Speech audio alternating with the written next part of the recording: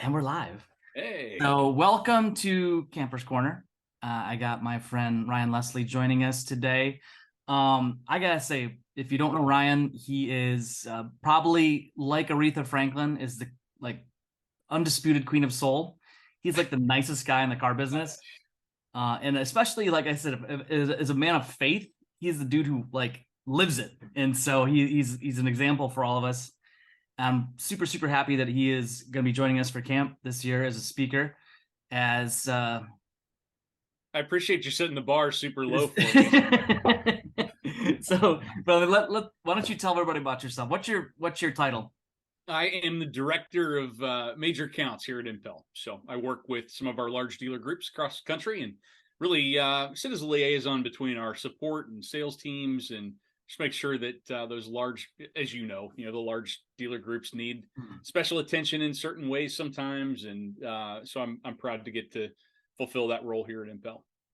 Liaison. You get like the award for using the big word of the day already. Like Uh, you just came out of the gate with that, man. Like you I, I don't I don't know if there's a different word to use. I'd have to think about that. That's really what it is, though. I mean, anytime that there's a need, I like it when that comes to me, and then I just farm that out to whichever internal team needs to deal with it. But I feel like that helps me to really be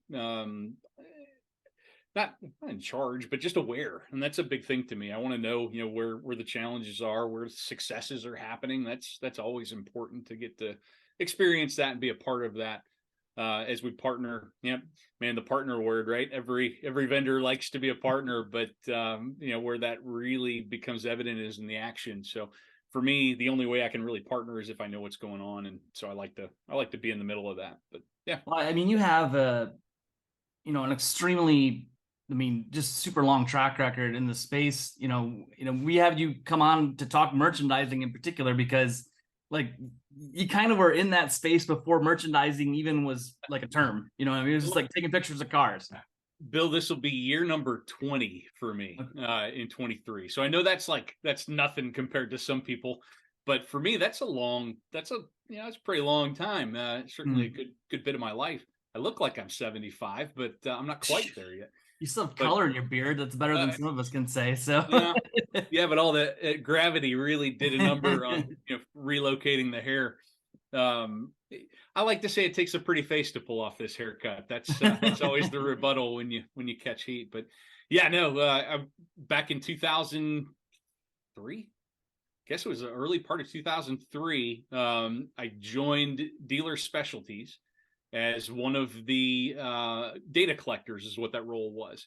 So I was out taking pictures, hanging labels. Yeah, I loved it, man. It was for a young guy that really liked cars. I've been around them my whole life. My dad was a mechanic, so one of the things he did with me when I was a kid, we bought a couple of old Jeep CJ7s and took two of them and made one over the course of a summer. And kind of a little claim to fame, but I've not ever paid for an oil change, like ever.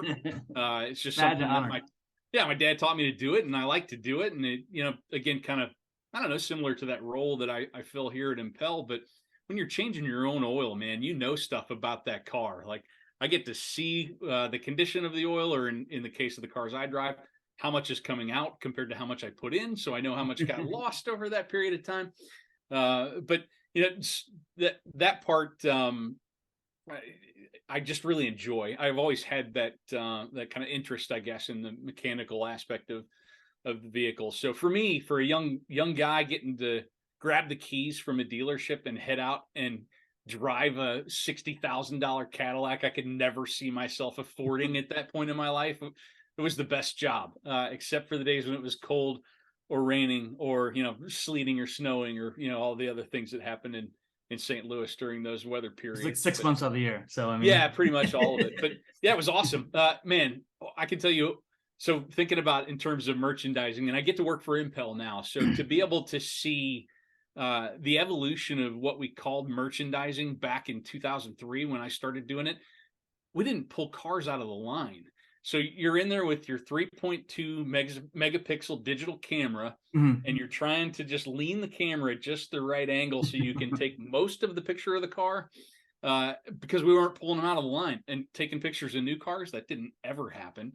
The claim to fame back then for us was that we could stitch 4 photographs together into the real estate of one. So when you did that advertising package on Auto Trader, you were only paying for 1 image, but you had 4 represented there. That was, that was like They're like 8-bit Mario Kart, car pictures. That was a big deal, right? Yeah. Yeah. So, Yeah. fast forward to now when we've got these full immersive 360 video walkarounds of the cars. We can pull video content from the OEM for off make, and now that PKR, on a Porsche, which I can't say the middle thing. I have no idea what it is. It's in German and way too many consonants and not enough vowels and umlauts and whatever else is in there. But, we can actually have some definitive content around what that is on an off-make vehicle if that, that Porsche happens to be sitting on an Audi lot or another off-make lot. So are you talking about the Porsche Doppelkuppeling or something like that? Something like you did a way better job than I've tried it a few times, even looking at it, and I couldn't get even close to recognizable. Leider mein Deutsch ist nicht so gut. So yes. So and that's when we think about the topics for the summer camp, thinking of the best words for it, because really we try to find the things that are going to give people the most lift. Yeah. And with merchandising, like I said before, it was like, okay, you need to have 68 pictures on your website, but it's so much more than that, because to your point, like cars are so much more complicated. There's a little more German in there, but there's a lot more to talk about. There's a lot more to sort of get out of it. You only have a finite amount of real estate, and then you have so many different audiences and different personae that are looking at these things. We have to really dial that part in, because especially in now, like today's market, everybody's competing with everybody. It's like you're just competing with just the 4 Toyota dealerships in your metro, like it normally is. But so much of the inventory crisis is still going on. Yeah. There's a handful of dealerships that are sitting on a bunch of cars, but there's a lot that are sitting on a bunch of used cars that they don't really know a lot about.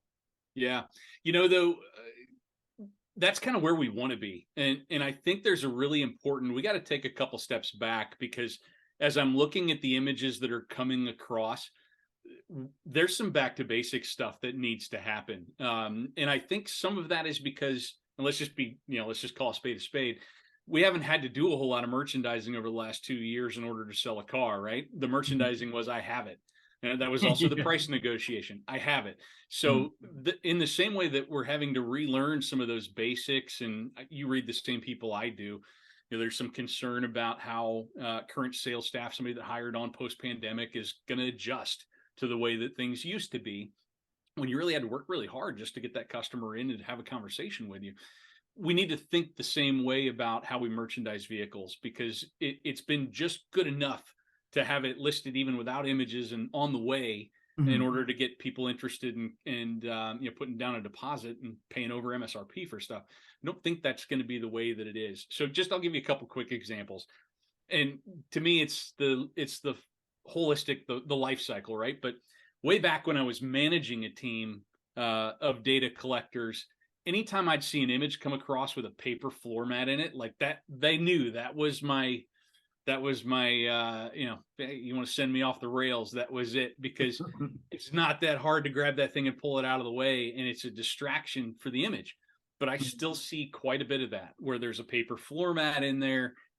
There's the soda can from the guy that drove it to work is his demo. Like there's a lot of that kind of stuff that needs to happen. And then moving forward a little bit, I don't want to steal all my thunder for the things that I hope to talk about, but man, this was super interesting. When I was at Car Story, we did a study around, actually it was a juxtaposition of, okay, we've got this car that's got 40 images, but it's not converting as well as one that only has 9 images. So the data science team, I'm going, why is this? I mean, it seems like for somebody that grew up taking 1 picture or 4 pictures, trying to stuff them into the real estate of one, the nirvana point is, how many pictures can we take, right? The more, the merrier, the more, the better, the more likely it is to convert. And we weren't seeing that in the real world. So long story short, it really came down to photo order, and 9 images in the right photo order is much more impactful than 40 in a random haphazard, where if you think about how most of our customers are shopping now, it's on this device. and I'm scrolling with my thumb and getting carpal tunnel trying to get to the one image in You're the story right. stack I care about, right? Tire, tire, Yeah, tire, tire, tire, tire. tire. Under the hood, Yeah, I mean, unless you're a guy like me that likes to change their oil, how many people are right. popping their hood open? I mean, Yeah. it's Like, not yeah, that's that PCV valve there looks a little yeah. dirty. You know what I mean? Like nobody can Look at all even this see nice it. shiny plastic over the top of all the parts that matter, right? Right. Yeah. Uh, but that's what that spoke to was process, and even back 20 years ago, it's really efficient for the person taking the pictures to go all around the outside of the vehicle, 4 individual tire shots that look identical, right? And sometimes from the wrong angle, so we're not really seeing what we need to see. Um, but that was efficient. And then the next efficient thing to do is open up the door and start taking pictures inside of the car. Well, what we know is the customer cares about 2 things first. One, what does this car look like to my neighbor? It's the keeping up with the Joneses effect. I want to know, Mhm. that's your hero shot, right? That's why it's the first one in SRP. But what's this car look like to my neighbor when I leave it in the driveway to show everybody that I got a new car? The next image they care about is, what does it feel like to actually drive this car? What's it like to hold the steering wheel? What are the ergonomics? Where's my radio? Can I see the HVAC controls very easily? All that stuff really matters too. So that was one of the things that we left that study with was, man, optimal photo order is going to make a big difference, and actually a bigger difference than the number of images that you submit. It's So fundamentally a quality versus quantity argument at the end of the day. exactly. But yeah, that was a really interesting learning from the car story days. Well, it's just a snippet of what people can take away. But what we love about Ryan and why we think he's super valuable, especially to like the Trailmaster audience, they're calling the people who are more like enterprise level dealerships, like he's dealing with, is sort of that kind of full circle of just starting off as taking pictures, but also having worked with AI, working with like real, like bona fide PhD level data scientists, not like the quasi data scientists that other people have, but then also working for a full, end-to-end.com as well, with a publicly traded company. We won't mention them because they're ugly. But but Ryan's kind of gone through that full circle and understands those efficiencies, and so we, with that knowledge, it's really hard to beat in terms of that level of experience. So without giving any more content away, what I'd love to know is, why are you excited about summer camp? Oh man, when I first saw this posted on LinkedIn, I'm like, if there were 2 guys that could actually pull this off, it's going to be Joe and Bill, right? So that was my first response, and I can't tell you how excited I am to get to participate. You and I know each other fairly well, so we both came out of the Boy Scouts. That's Mm-hmm. before I was taking pictures, I learned a lot in the Boy Scouts about integrity and about what doing a job and what proficiency looked like, and showing up for work dressed appropriately in the correct uniform, and being a representative of not just yourself but of the shirt that you wear. And so a lot of those learnings came through being a part of the Boy Scouts for me. People find different ways to get to those things in their life, but that was certainly a foundational one for me. So part of being a Boy Scout is going camping, and you live for summer camp. And I Mm-hmm. think this is going to be I mean, I think this is going to be the event that people live for in our industry, to be able to share that time around a campfire, to be able to have just casual conversations about the things that make us who we are, and help us align to what we do.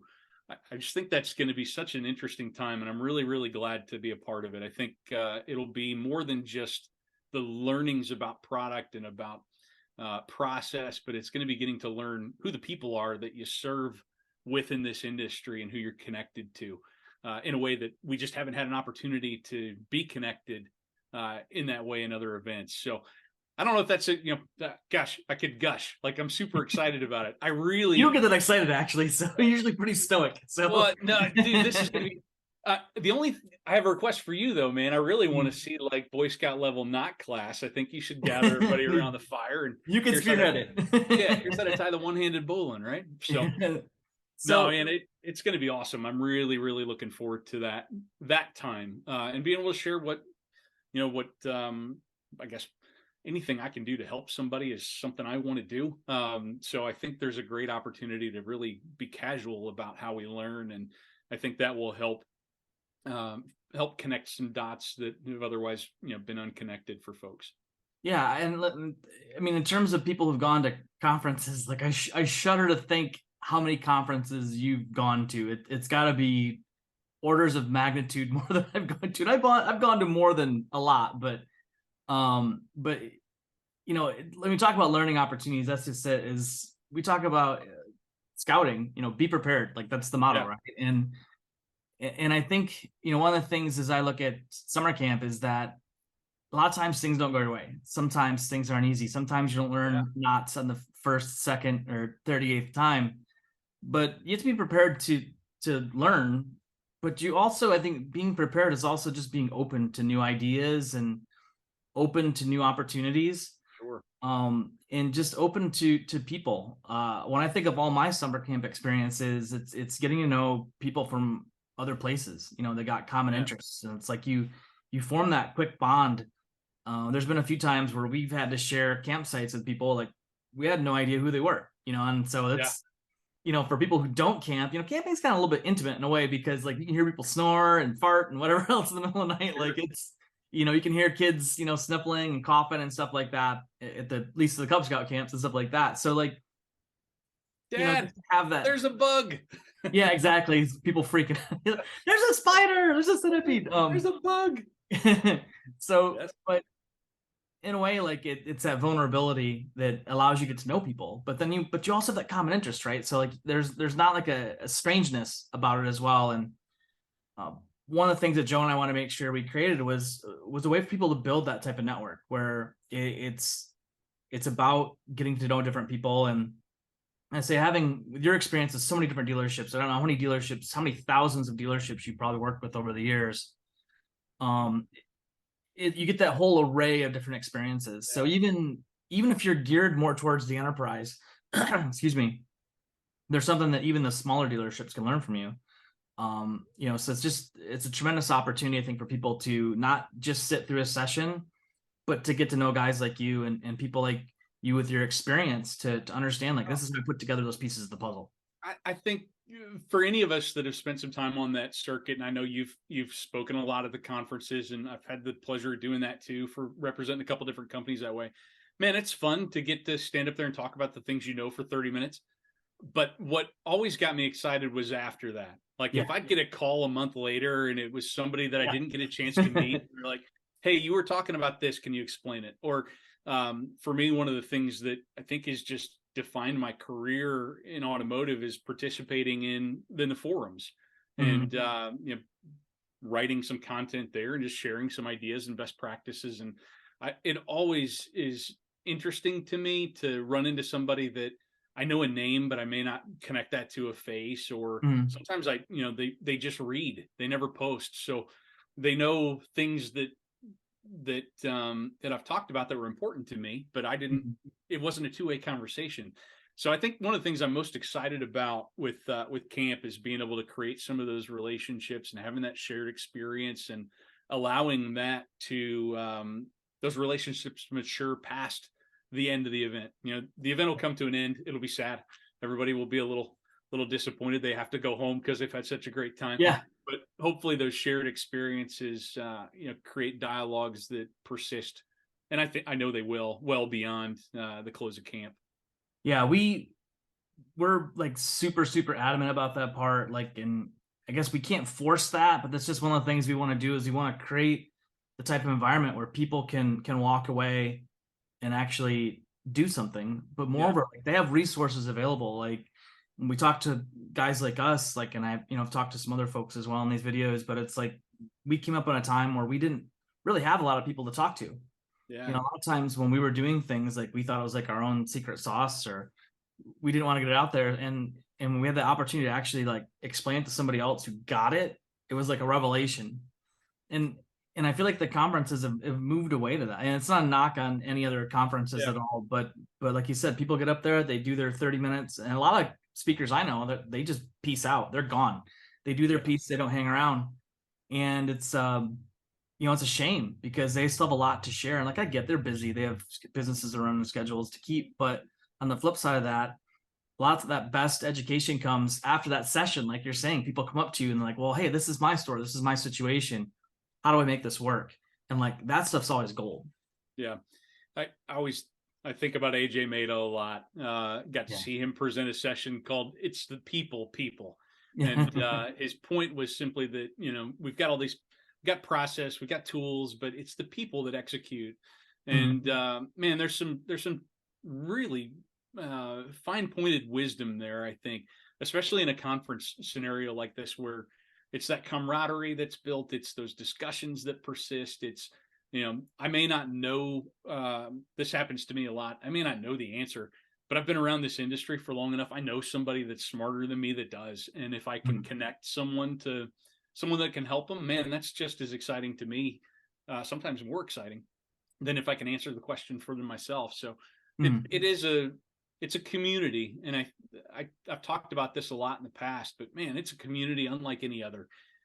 We should be really, really proud of this industry and the people that make it up, and the people that represent it so well. So Yeah. I think I, this will be as I look at the list of presenters that you've pulled together, man, it's a just a phenomenal group of people, and I'm really proud to call many of them friends. So mhm. I'm excited for that part of the conference as well, just to be able to align with some great people in the business that. Yeah. We're adding new faces too. I mean, there's a lot of people we haven't quite announced yet.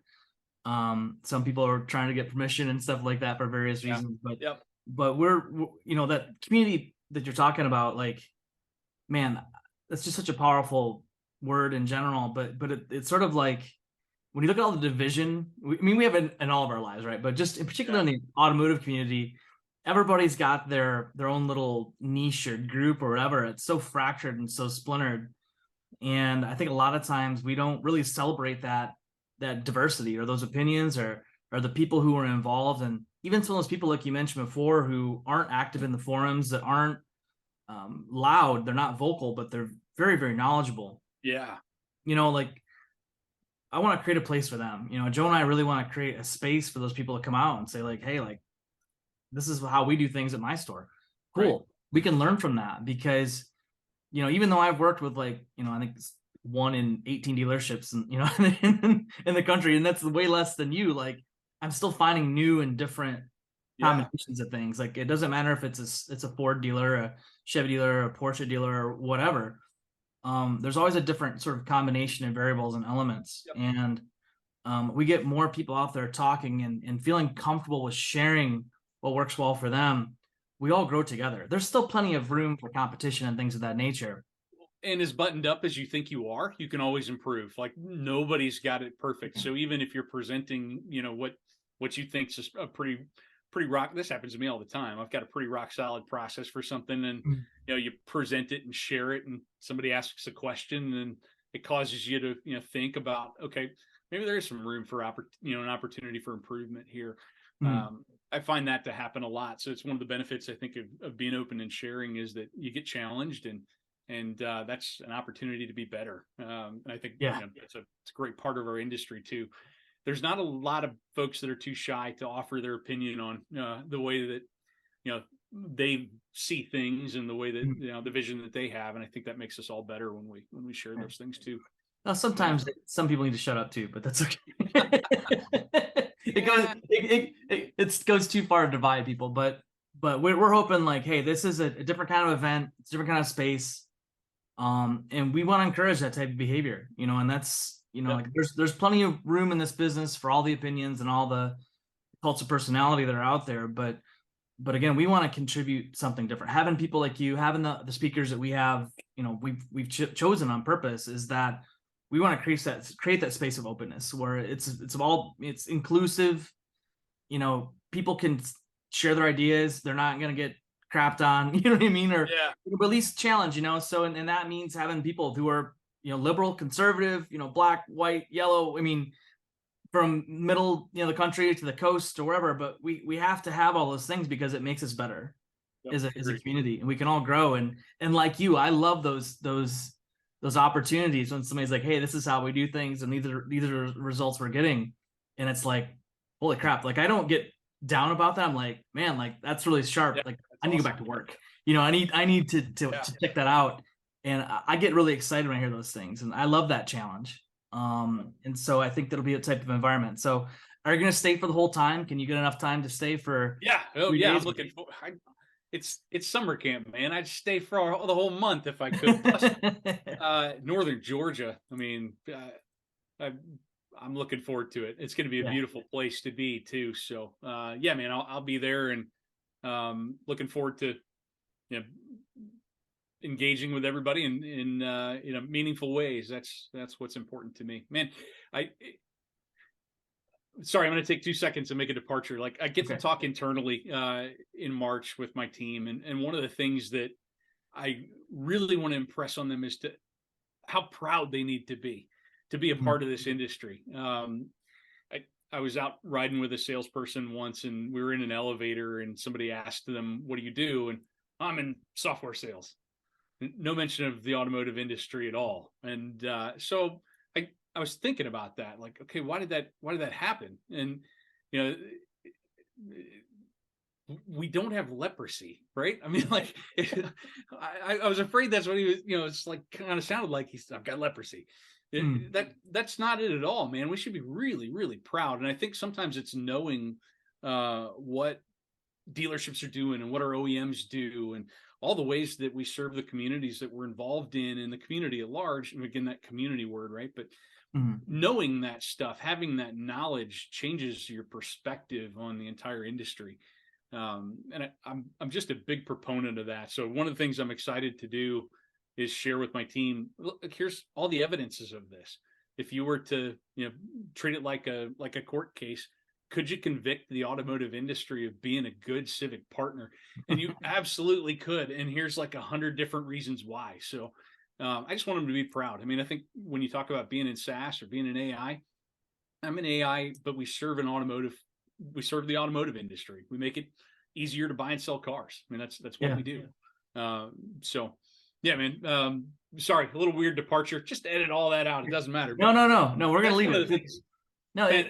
As I get to have conversations with people from different parts of the country and different dealers, that's what I want to know. I mean, I'm interested in your process, but tell me like what charitable work you guys are doing. How are you involved in your community? What things are important to you, and how are you executing on those things? That makes your story real and interesting to me. And as a side note, Bill, I like to know that because then, as a partner, as a vendor, I get to be a part of that effort. Like yeah. if you're doing something that's really cool and I can help you sell more cars because of a technology or service that we offer or just a process that we can deploy, and I know every portion of a vehicle that you sell goes to whatever this cause is that I Mm. share a passion about, and then I'm a part of helping you do more, in your own community. Yeah.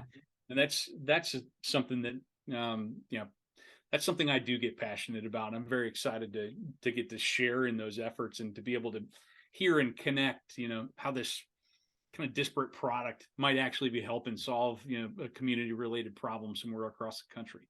So I that love it. that part's super cool. And I know those conversations are gonna, come from sitting around a fire pit and, playing cornhole and all the other things that may happen. So The funny thing when you mention that is that especially like in an NADA 20 group environment, like I'll be in the room and I'll ask like, why should I buy a car from you? And it's always the same standard. Hey, we're a family owned business, or our handshakes are warmer somehow than 98.6 degrees or whatever. right. But then when I ask We them have like coffee. dig a little deeper, yeah, we got coffee. That's Yeah. a big one too. And we got free coffee. But one of the things I ask to do is dig deeper though. And you find those things out, and when I joined Joe, 13, 14 years ago, whatever, like, changing the culture of car sales was kind of our motto then. And when we talk to people, the stereotype of a car salesperson specifically is some mustachioed gold chain. And we know Yeah. people like that in real life, but for the most part, they're not. They're a woman half the Yeah. time. You know what I mean? Like more than half the time, they're female. They have no mustache. Right. I have a couple gold chains, but I mean, it's completely the opposite of what the stereotype is. I've known pastors who worked on, firefighters, sheriff's deputies, what I mean? Like part-time right. community organizers galore, people who are super involved in their church communities and things of that nature, like a lot of great people, and those are the people, like I mentioned, like they're almost on the fringe, we don't get to hear from them.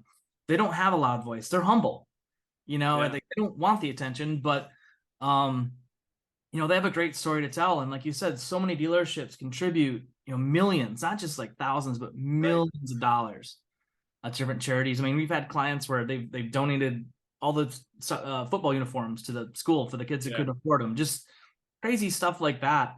They're glue that holds the community together a lot of times. And it's funny when we go through this exercise of why we should buy a car from this particular dealership. Like they Right. always start with like the patent answers, like, but then you dig deeper and you're like, whoa, like that's really unique. That's really special. Like that's a story you need to tell. Part of your merchandising too. It's not just about the pictures you take, right? Yeah. It's a story you tell, and to me, that's a part of the story that we don't tell enough. Mhm. I talk about Hyundai a lot. There's some causes that are near and dear to my heart, right? So my story, some of Mhm. those, but Hyundai, man, and the dealer body, the things that they've done to better a community that I'm part of, and just give some hope. And that's so cool. And I think the segue here, the reason I was thinking about this, I know it kind of felt like a left hand turn, but Mhm. I was really pleased to find out that you and Joe, are also donating some of the funds to some charities and some Mhm. causes that are important to you. And so I think that's, I don't want that to not go mentioned, because man, what a great example to the dealers that come, that it's okay to talk about these things. Yeah. It's good to talk about these things that you do that are important to you. Makes you a real person. Yeah. And helps to highlight your humanity in an industry that sometimes that gets lost. And that's the why buy for me. It's not a why buy, it's a why relate, right? Why do I need to know you? It's because we have some shared common passion. That's where most of those really deep relationships stem from. Yeah, we our relationship with Autism Research, Joe and I both have, children that are on the spectrum, and it's in a lot of people are in our industry. Actually, I mean, it's very high frequency of people I know who have at Yeah. least one kid on the spectrum. And we just want to give back. And it's Yep. funny, we always pride ourselves on not taking any kickbacks from vendors. You always want to be vendor agnostic. If you ask us who we should pick, we have like the rule of three. We try to give three people Yeah. that we know are good. But some vendors are just like, hey, look, like we can't go below this floor. You can keep the money. And so we take 100% of that money and give it to charity. Yeah. And That's so that way we can still, keep, a clean heart, but at the same time, like it's just a way for us to give back. We want to contribute Yep. and have our business leave a legacy. I think and a lot of dealerships are the same way, where they've got those types of causes that they're near and dear Yeah. about, and it's It's neat not for us to always look at just the too. Yeah, I mean, it's every layer of our industry. It's the Mhm. OEMs, it's the dealers. I know sales guys that run like car seat clinics, where they'll Mhm. go out and procure car seats, and they go get some donated and they'll buy some. And they just have a clinic, and one of these guys has the fire department come out, but they have single moms in the community come through, and they just help check and make sure that it's a safe car seat, it Mhm. hasn't expired, and they help them install them correctly. Like, what an awesome thing to do. I know Yeah. a sales guy that he's big into the cosplay stuff, so he likes to be a superhero, but Mhm. he channels this and goes out to the children's hospitals, and he's got permission with a group that he's part of to walk down the hallways and open the door and wave at some kids as Thor or whoever it is he's being that day, right? So I mean, it's taking those things we're passionate about and then finding ways to impact a community with them. But y'all are part of that too, and I think being on the other side of it, I can see how encouraging and how much hope that gives to somebody to find out that they're not alone. Yeah. You're never on an island. There's always somebody out there that's got a similar experience or a similar challenge, or if we're open and we share those things, there's a beauty in that connection, and I think a real strength in the ability to walk alongside each other through some of those things, especially within an industry where you share a passion about merchandising and marketing, and advertising and delivering cars. That Mm. what a cool thing to have all this other commonality in addition to that big umbrella of what we do. So Yeah. yeah, exciting. That we really hope that's the type of stuff that we get to. If we can build those types of relationships, like I don't care how many people show up or how little money we have left over for charity or anything else, but like man, like that would be a huge success for us. And so man, we're just so happy to have you. I mean, I dare I say we're blessed to have you in this capacity, but I'm glad you're sticking around for the entire time. I'm looking forward to seeing you on the kickball field. Or maybe is archery. What are you gonna dominate sports wise? I'm trying to think. I'm good at making fire. Okay, You got a fire building competition? I could no man. we should totally do it. Oh, that'd be. I mean, shoot, tying knots and building fire from scratch with the rub the sticks together and the whole deal. We don't have time for that. No. There'll be a lot of drunk No. people sitting there waiting. I know that. I saw something about canoes. Yeah. Man, Yep. I know the J stroke from way back. I still remember some of that stuff. So no, I look forward to being a part of all of it. I just am really glad you're doing it. I know it took. I'm sure there was a moment where you guys looked at each other and went, "No, this is different. Are people gonna come out for this? Or is this going to be a little too far?" And I don't think it's too far at all. I think, man, if there was ever a time where we needed that commonality and something just different enough to drop down some of those walls and defenses and be able to talk about what matters and really be able to help each other improve in the business efforts that we take on, man, this is a time. So I'm super excited about it. I think it's going to be really fun, and I hope anything that I've learned over the last 20 years, I'll have the opportunity to share. And if it helps somebody achieve a goal, that's awesome. I'll be super excited about that. Excellent. Well, I think if anybody knows Joe Webb, they know there's never too far. At least not for them. But yeah, I mean, we've been talking about this for a decade or more than a decade, really, of having a camp. We, the epiphany came early, but I got to tell you, the whole COVID thing, like, really jammed the gas pedal down for a lot of reasons and for a lot of the right reasons. So we're super, super excited to finally get it put together and have people like you on board. They're going to make it spectacular. So any parting words that you want to leave here, or words of wisdom on knot tying?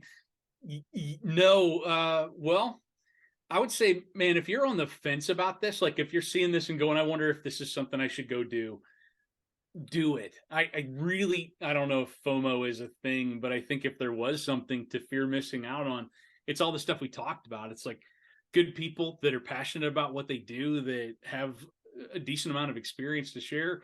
As I look at the list of people you've got coming, man, there are some smart folks there, and some industry leaders that you don't in any other event get the chance to spend the kind of time that I'm anticipating you'll be able to spend with some of the very notable people that you have. I'm not including myself in that group. There's a subset of people that you've got that are some real. I know them to be very knowledgeable and just top of the class. So man, I could give 100 reasons why you should go do this, but I think that would be the biggest one. Is you're going to get a quality of education through just rubbing elbows with people that know things that you could go to a lot of conferences and sit through 30 minutes of presentations and not get the information that you'd get out of 3 minutes sitting across a fire pit from somebody sharing what they know about what they do. So come. I hope that you reach capacity really quickly, and it encourages you to do this every year going forward. We'd love to, and I think just to sidecar onto that, like everybody wants to share. Like this is the type of conference where people who are coming, like they're expecting to have those types of conversations. Like they want to spend the time and have the discussion and be open, and there's no pretense at this at all. Like it's not like we've been places where the speakers come in, like they come running in the door, they come running out. There's no time to talk to them. It's almost like they got like their own entourage to kind of keep you out. Like you get like the red rope treatment, There's gonna be none of that, and that's, the advantage of Joe and I taking the time to make sure we hand select the speakers. They want to share. And so if like Ryan says, like, if you're on the fence about coming to this event, like, this is the place to get to know these speakers and hopefully learn and share what you know. They want to learn from you too. I think that's the beauty of this whole thing. All the best conversations happen in the hallway after you're done talking. Like, what I see here is a conference full of the hallway. Like, the whole thing's the hallway. It's not the, it's those casual conversations where there's some dialogue instead of just here's my slide deck.